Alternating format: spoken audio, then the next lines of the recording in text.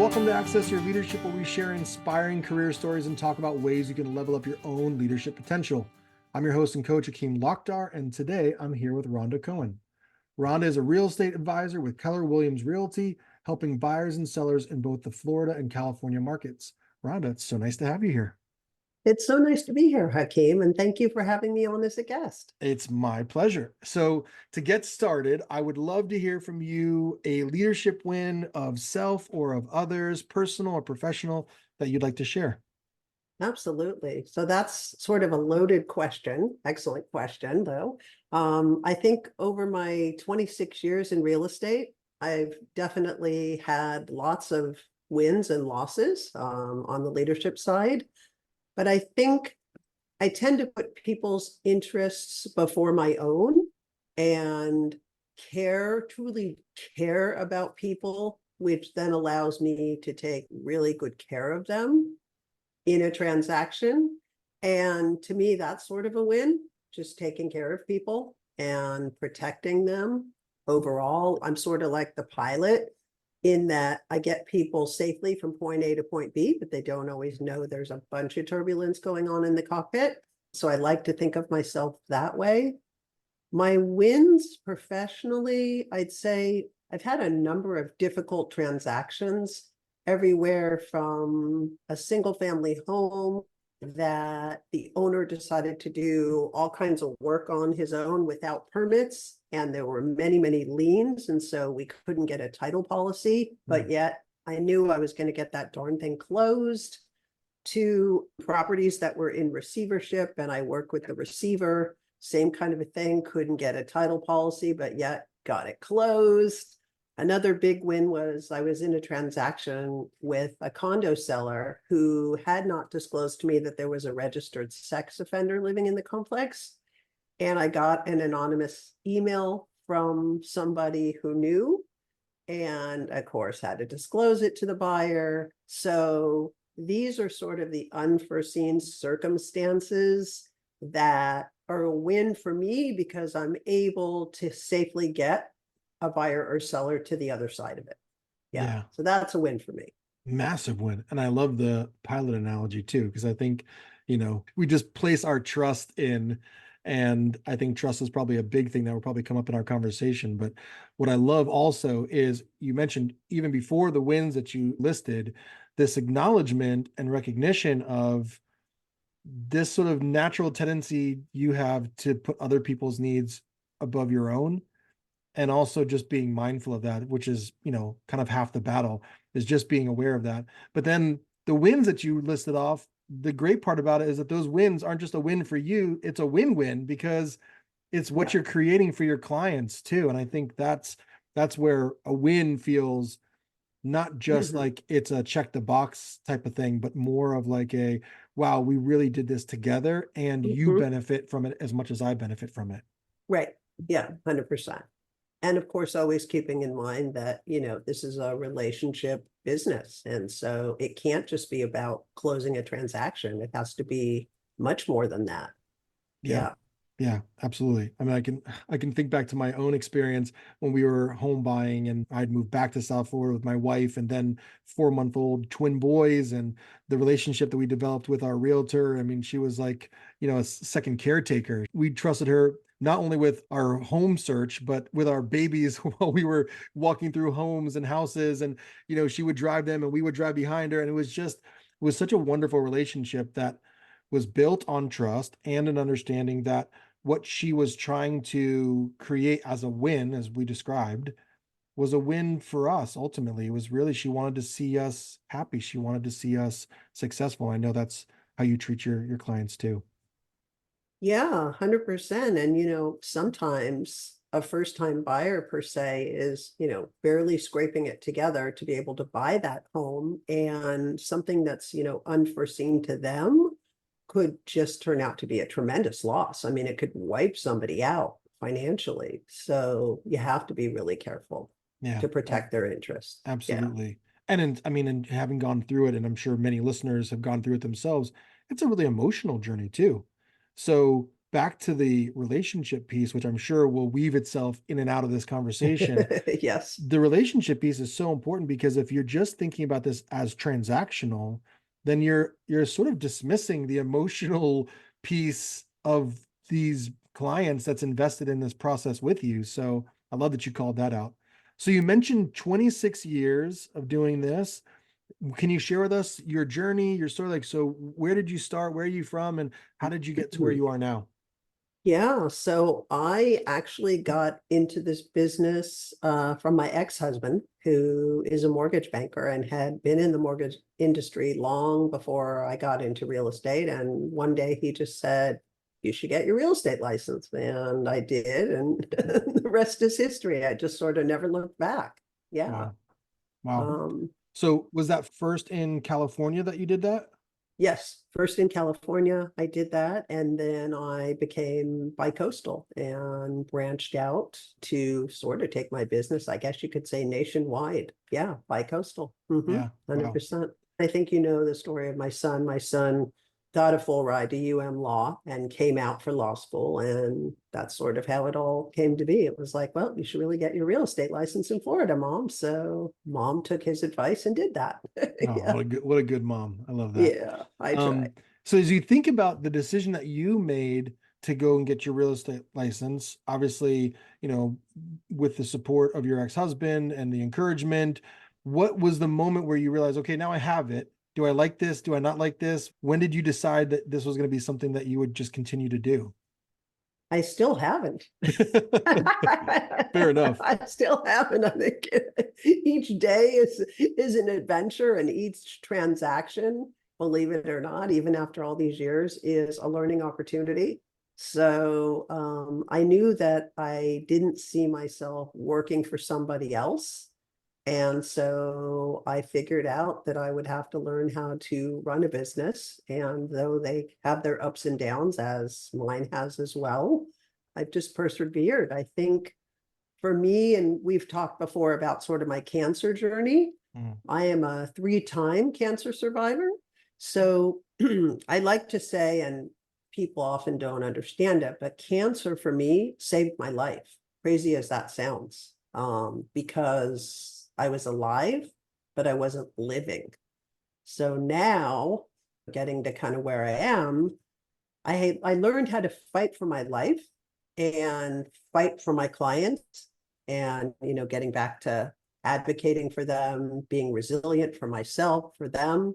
So I'm sort of a protector of life and a protector of people.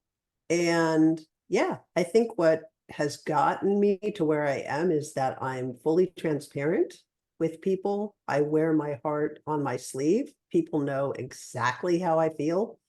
I've walked into homes with clients and they've looked at me and said, "You hate this house, don't you?"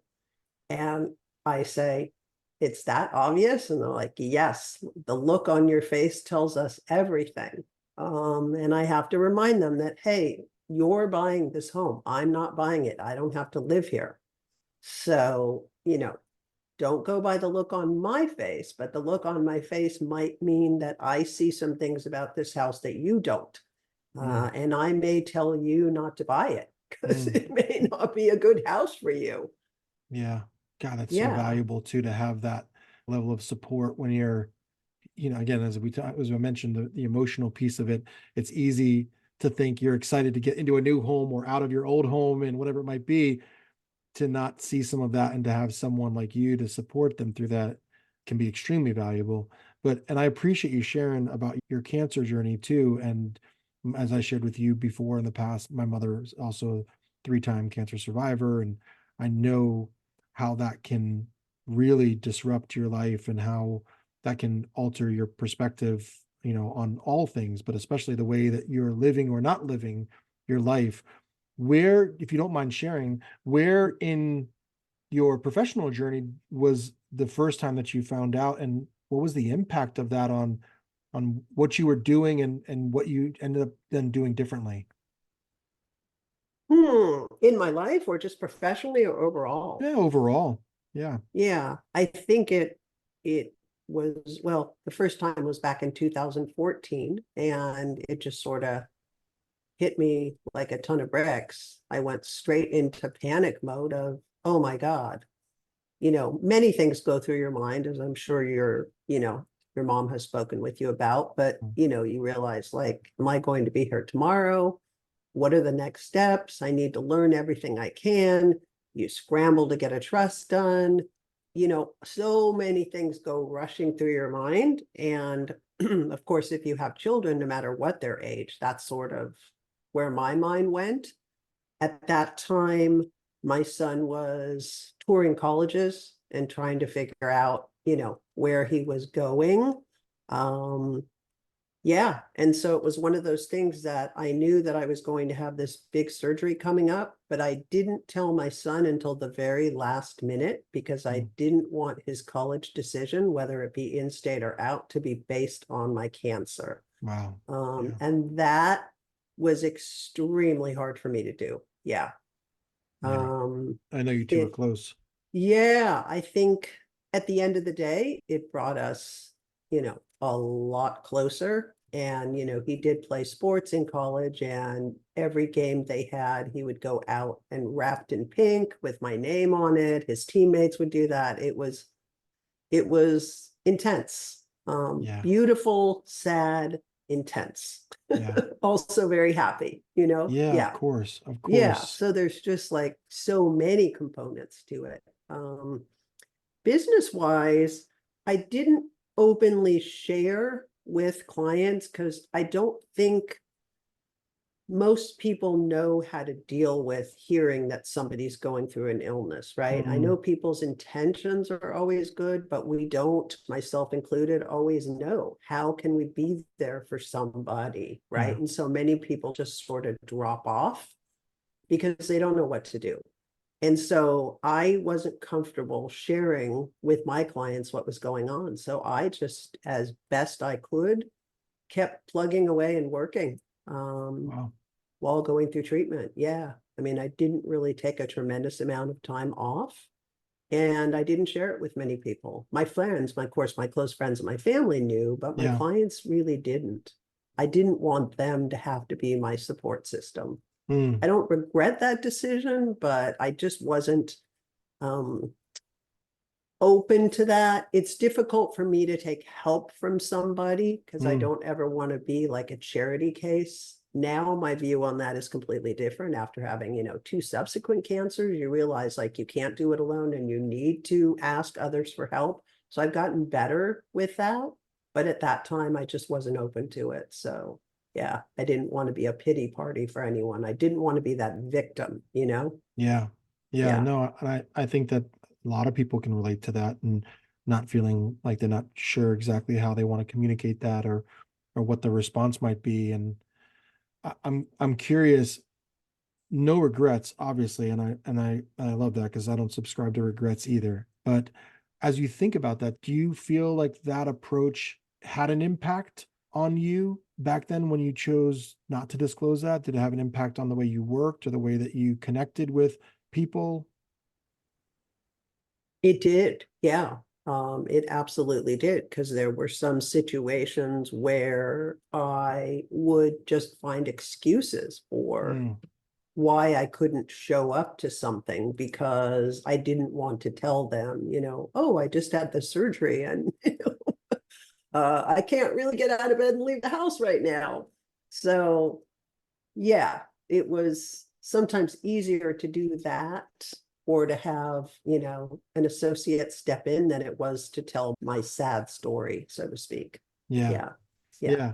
Well, and it's amazing too, because it's all about the stories we tell ourselves and then how we project that onto to the people that we share those stories with. And that has a lot to do with then the dynamics that we create in our various relationships. So I really appreciate you sharing that. And, you know, for people who are listening, I think it makes me think about just the way in which we do react to news like that. And this is Mental Health Awareness Month. And, we were on a networking group call recently, and we were talking about that and people's perception of what might be challenging for someone else then puts them in a position where they're not sure how to respond. And sometimes there isn't always a response that's needed, right? I mean, I think sometimes people can relieve themselves of that pressure or of that expectation or that need by just recognizing that that person's sharing that with you, and that in itself can be enough. Mhm. Yeah, for them to trust you enough to share it with. Yeah, Yeah, agreed. and for Yeah. you to be able to receive it, because the reason why I asked the question of what you felt the impact might have been from taking that approach was because it's not like you would have told someone they would have said, "Oh my gosh, right here in my pocket, I've got the cure," or "Here's exactly what I can do for you to help you." But had you been able to share that with them, they could have then been understanding of that with you and for you. Mhm. And I think that that's a lot of what people experience when news is shared like that. They're thinking, what should I do? What can I do? Well, sometimes there's nothing to do. Yeah. Just listening and being receptive to that without judgment, without a need to step in, without a need to respond, ends up putting your relationship on a different level. So that if and when you find yourself, like you were saying, having surgery and not able to attend, you can actually tell them why you're not there. And they say, totally understandable. Thanks for letting me know. Click. And then nobody has any extra to worry about because it's kind of all out in the open. Yeah, I tend to be a little more guarded with that. I know I have a friend now that's unfortunately going through a similar cancer journey, and she's been really posting everything openly on Facebook. And I don't sit in judgment of that, but it is just something I would never be comfortable doing. Yeah.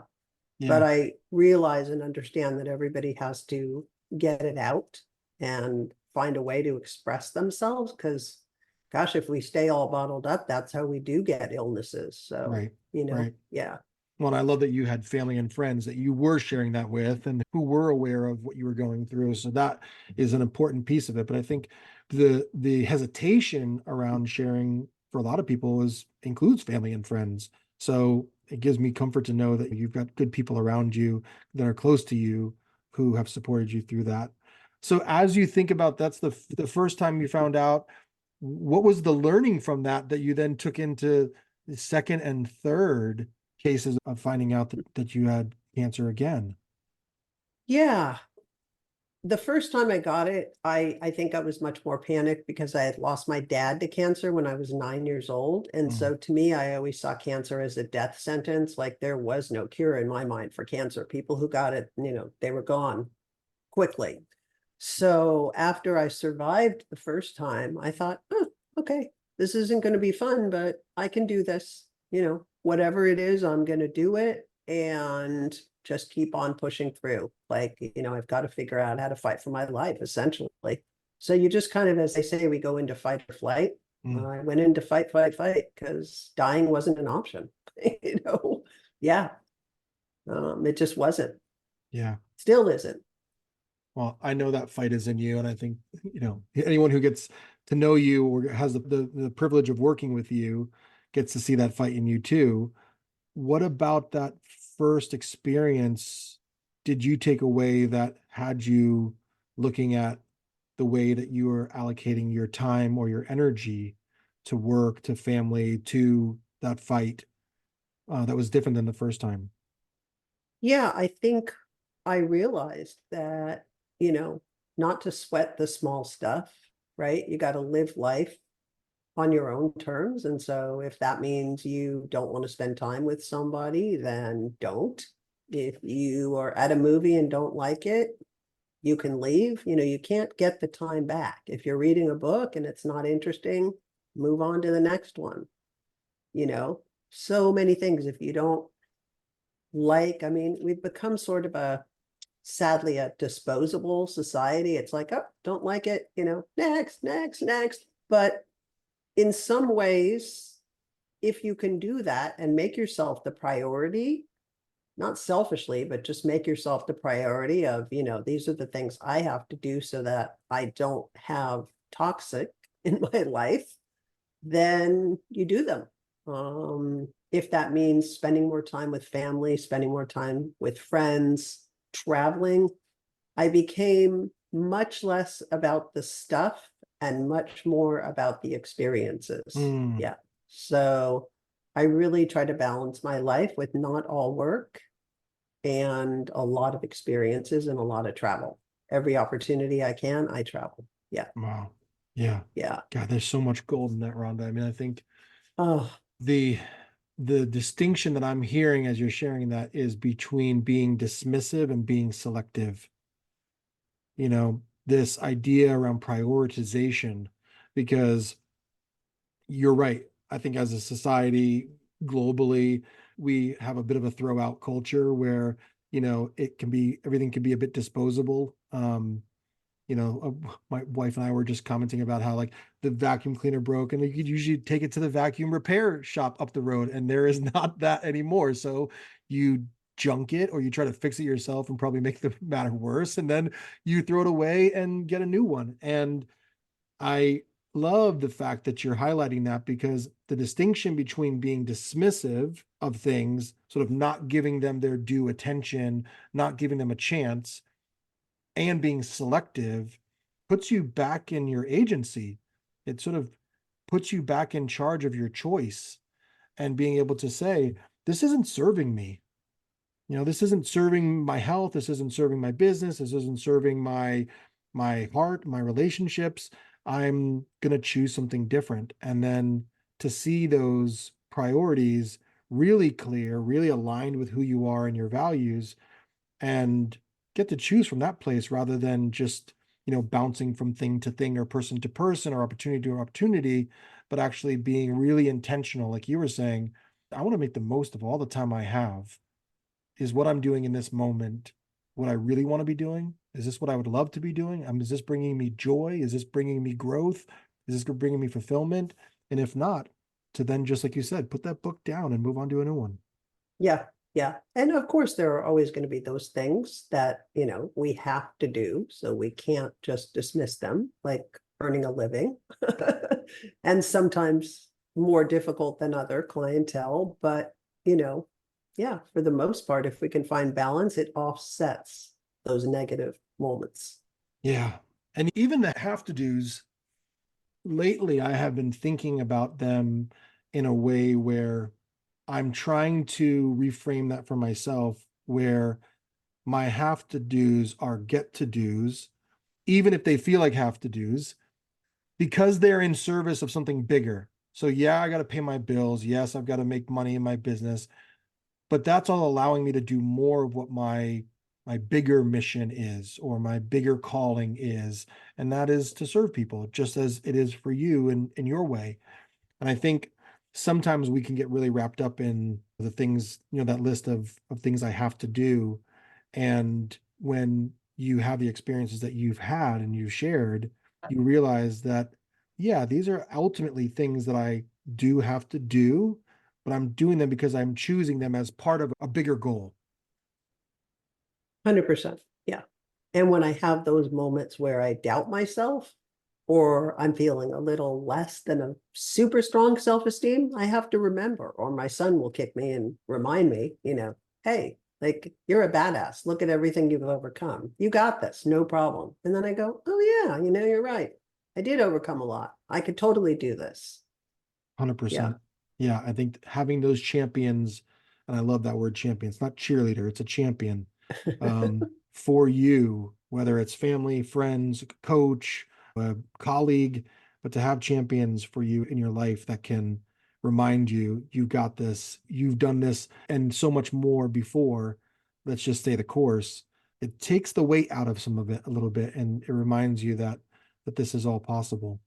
So Mhm. thinking about the work you're doing now, I'm dying to dig into some challenges that you faced. And we don't have to name names, of course, but I mean, in terms of clients, in terms of, you mentioned some of the things that were a part of your recent wins.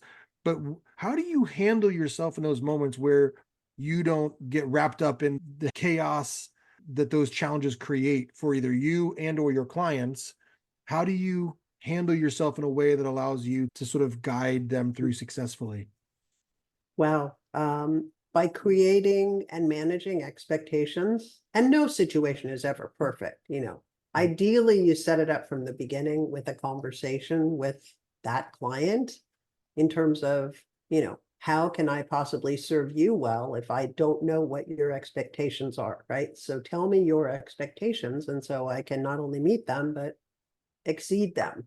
So I think if you can form that relationship bond from the beginning, that's sort of a little bit of your battle. But you also need to lead the client, and they need to be open to trusting you to lead them. I'm sure you see this every day in what you do with clients because you're seeing them in a very vulnerable time. And so it's really just getting closer to them so that they can trust me and let me lead them safely through whatever this, storm may be. Hopefully not, but at least if there is a storm, they know that I've got the skills to get them through it to the other side. Yeah. Yeah. Yeah. Gosh, that leading, I was thinking just as you were saying it, and then you said it, I encounter it all the time because it's a delicate dance because you don't want to dominate your clients. Right. You and I were talking even before we started. It's the whole you bring the horse to water, but you can't make it drink. I mean, I can't do this for you. It's your decision ultimately, Mhm. but there has to be a bit of leadership in it where you then say, but this is also what I'm here to do and provide for you. Let me guide you through this process and trust in me that I know enough to get us to where you want to go or to where we want to get you. Yes. Um, and I really like the fact that when you were talking about setting expectations, if you don't mind, I'd just distill that down into communication. I think about having worked in restaurants for many years in my younger years. I think about the servers, and we've all been to restaurants, and we've all been in this situation where it's taking a long time for the food to come out, and the server just keeps walking past your table, and you're just wondering, why is it taking so long? If that person were just to stop and come over and make expectations clear by communicating, hey, I know you all are waiting for your food. I know it's been a long time, just so that you can understand what's going on. The kitchen's a bit backed up. It'll be out shortly. Let me get you guys a round of drinks, or thanks for your patience. That does Mhm. wonders for people's experience. And it's It just does. simple communication. It does. Yes. And I can tell you a funny story Please. about just that I encountered on a date after I got divorced. I think it was a first or a second date with somebody. And we had gone to a restaurant, and our server had gone on a break, but didn't tell us that they were going on a break. So they just weren't showing up. And I had been so used to just sort of being on my own because I was divorced and, just sort of taking charge of things. And so I don't remember exactly what I said, but it was like, excuse me, can we get our server? We have our food. We haven't gotten it. It's been 45 minutes or something. And I'll never forget, this guy leaned over and said, let's be clear, in this relationship, and mind you, this was like date 2, there's only going to be one of us in charge, and it's going to be me. And at that moment, I had the aha. No, it's not. Wow. This will Wow. be the last date, but I got my food. Absolutely. I mean, So and that's funny. The restaurants. Yeah. and clearly that's stuck in your mind, and that relationship did not work out Right. because I mean, talk about overstepping your leadership boundaries. Like, yes, I appreciate your willingness to lead, but that's not how we're going to do it here. Yeah. It Yeah, I was, mean, yeah.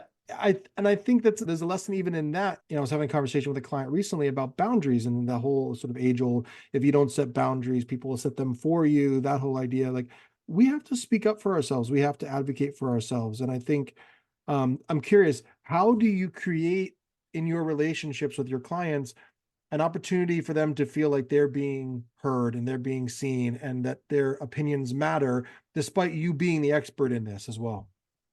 Just by letting them know, again, sort of up front in the initial consult, if they weren't referred by somebody that, we mutually already know, is just that, we don't know what we don't know, and no question is dumb, no question is unimportant, and feel free to ask away. There's a lot of hand holding that goes on in a transaction. So especially for somebody who's a first time buyer, and even the savvy buyers, I mean, you know, they need to remember that. So yeah, it's just sort of a conversation of, please come to me, ask me anything that sort of comes to mind. Yeah. And that comes back right to the trust thing too. So maybe the second part of the question is, what is your style, or what is it that you're able to do with your clients, and you've done over these many, many years of working with clients, to create that trust early on so that you can have that communication and that relationship? Just be honest, be transparent, show that you're rooting for them, that you're not in the win for yourself, you know? And sometimes that might mean looking at 12 houses, 15 houses, 25 houses. Sometimes that might mean for a seller not taking the first offer, guiding them through, why not? Things like that. So I think it's sort of back to remembering why I'm in this business, and that's to put their needs first, because they're the ones that are buying or selling, right? I'm just facilitating that process for them. I have that privilege of being able to do that, but yeah, I'm working for them. Yeah. Yeah. Yeah. And I think I'll even swap out facilitating for leading, because, given the nature of the podcast. But I absolutely do think that there's so much leadership in what you do, Rhonda. And I really like the fact that you called out transparency and honesty, because this comes up a lot in trainings that I do or conversations I have with clients. This wanting to like not deliver bad news, wanting to sugarcoat things, wanting to pad some feedback, or kind of beat around the bush, whatever the expression might be. It's Mhm. natural for people to not want to upset the apple cart, and to be the messenger of good news, or of things we think people want to hear. But the reality is, people really value honesty. And we have a saying that clarity is kind. It's not assertiveness or directness or aggressiveness. It's not about having to dominate someone again or assert yourself, and your power, but it's about being clear. And that clear communication happens through transparency, happens through being honest and knowing what the intent is behind it. Look, I'm just telling you because that's the truth. That's the fact. And if I didn't tell you that, I'd be doing you disservice. And I think that's such a great way to build trust. I can imagine how that works for you and your clients.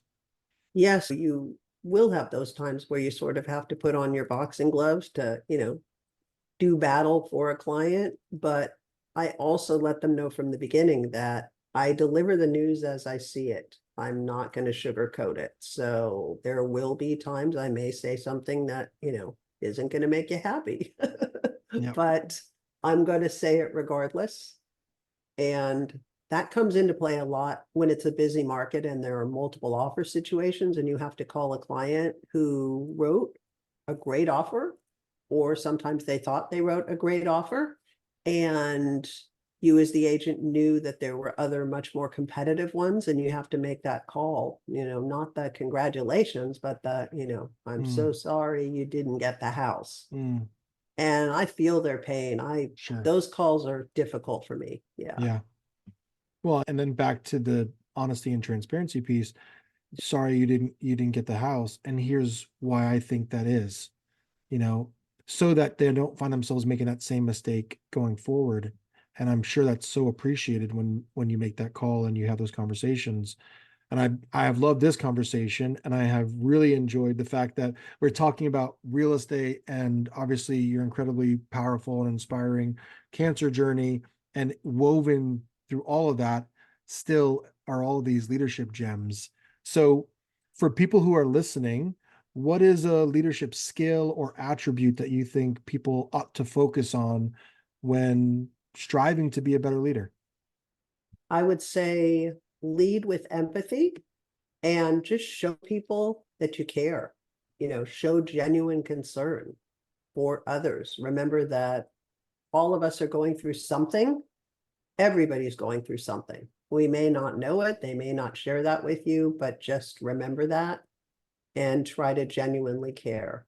I think sometimes for leaders, that's hard because they got to sort of put up what they think this wall of, you know, I'm the boss and I've got to always be strong and have it together.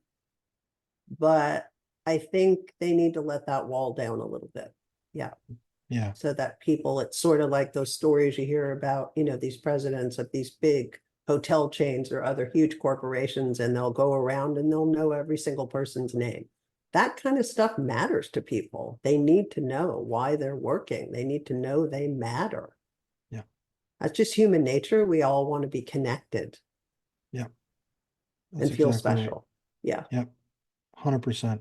And that goes right into the whole being seen, heard, valued, and safe piece. That Yes. acknowledgement, from a human to a human, regardless of your title, regardless of your pay, regardless of your industry or your status, it goes a long way. And I think, as you mentioned, that empathy piece is really challenging for a lot of people. That wall that we put up isn't just for leaders in big organizations per se, but it's this expectation around, well, the wall is up so that I can focus on producing my results. Well, don't worry, your results will be produced. You will produce. This is a really important component of that too. Seeing people and being seen by people is Yes. what allows us to create those results, and especially in your industry. So I'd love to give you a chance to talk a little bit about how people can get in touch with you, how they can find out more about your services and what you do. Oh, thank you so much, Hakeem. So feel free to call me anytime. My toll-free number is 800-825-0102.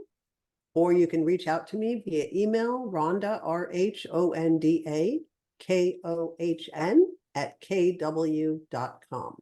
Those are the best ways to connect. Feel free to go to my website, www.rhondakohn.com. And I'd love to hear from you. Perfect. I will include all that in the show notes as well. So if anyone didn't catch that, it's in the show notes. Feel free to check it out. Rhonda, thank you so much for taking the time to be here with me. I've loved this conversation. Oh, my pleasure. Thank you so much for having me, Hakeem. Back at you. And I can't wait for people to learn more about what it is you do and what a fabulous coach you are. Oh, thank you so much. As always, I'd love to hear from you about the episode. What came up for you as you think about leveling up your own leadership game? And please, if you enjoyed the episode, I encourage you to like and subscribe. And if you want to connect with me, you can find me on LinkedIn at Hakeem A. Lokdar or at lokdarcoaching.com. Thanks for tuning in. Keep being great, and we'll see you next time.